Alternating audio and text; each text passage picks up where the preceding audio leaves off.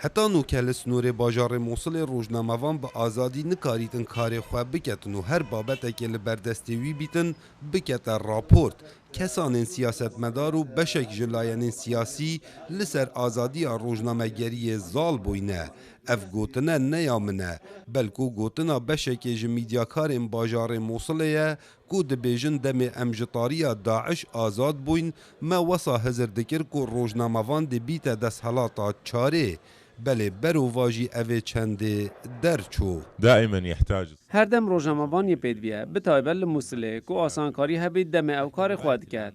بله هر جا آزاد کرنا باجر ما او هتانو که ام توشی گله کشه و گرفته بوینه اف کشه جا اگر هبونا گله هزین خودان بریارن لباجری او دسالات ابی باجری بره بدبن بونمونه نو که حشت هيا پلیس هيا او لشکر هيا بالحقيقة احنا براستی ام وکو روزنامه‌وان لموصله ما پتر پیتوی به آزادی هیا ام دبیجی نوکه درگه و بونه جبومه لی به تمامی نهاتینه وکرن ما پیتوی به هاریکاریا همو باجرانه گوجه دمکی طاری در کوین لوی سردمی روزنامه‌گری به اگجاری نما بو نوکه ام در کفتینه مشیان و هیز هنه لی بتنی ام جاوری هاریکاریینه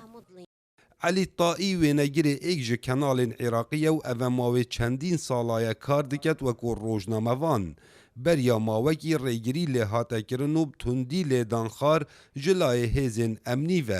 لو ما علی نه گشبینک و آزادی روزنامه‌گری لباجاروی هبیتن وهم قبل فترة أنا طبعا تعرضت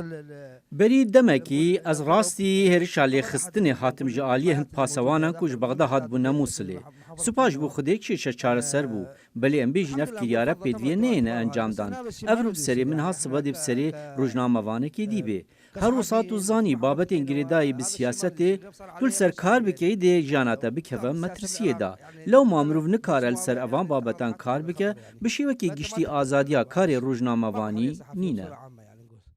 هر چند لسنور باجار موصل جمارکا زور کار دکن وکو روزنامه‌وان و بشک وان خوب بلاینی دنن یاسین بله بابت هستیار و انگریدای بلاین سیاسی و کار لسر ناهیتا کرن واتا آزادی روزنامه‌گری لأوه دوره گلکیا کیمه کاو عمر دنگ امریکا موصل